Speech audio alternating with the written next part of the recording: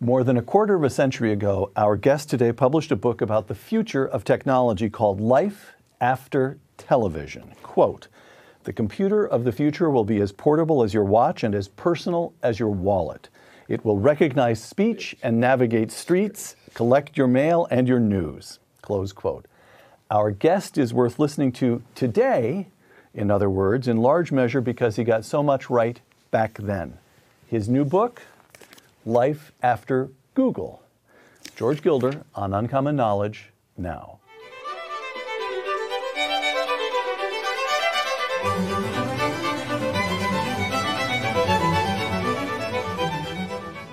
Welcome to Uncommon Knowledge. I'm Peter Robinson. One of the nation's most important public intellectuals for more than 4 decades now, George Gilder is the author of 19 books. His 1980 bestseller, Wealth and Poverty, made a fresh argument for capitalism and became the volume that Ronald Reagan quoted more than any other.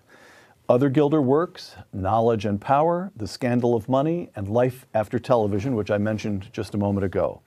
George Gilder's newest book, Life After Google, The Fall of Big Data and the Rise of the Blockchain Economy. George, welcome. Great to be here, Peter, as always. George, in Life After Google, you refer to Google, the company that all of us use for search and Gmail and mapping. You refer to Google, this marvel, as Neo Marxist. What on earth do you mean by that?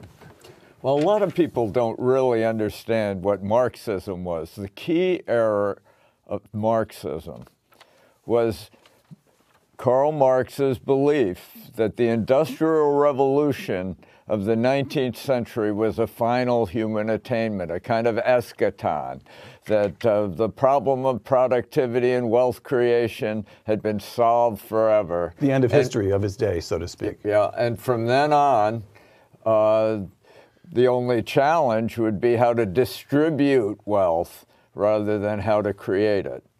Well, Google Marxism just repeats Karl Marx's error with the new technology.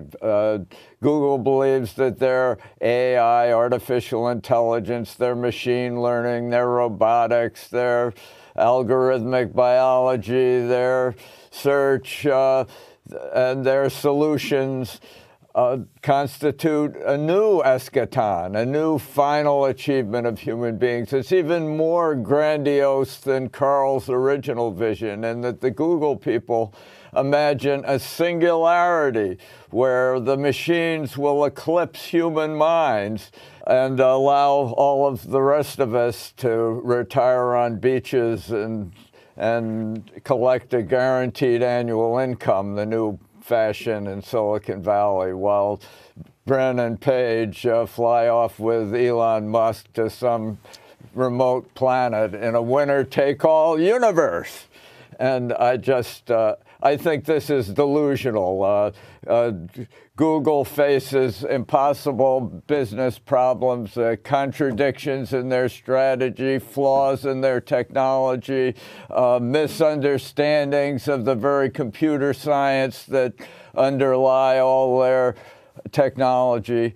I think Google is having a nervous breakdown.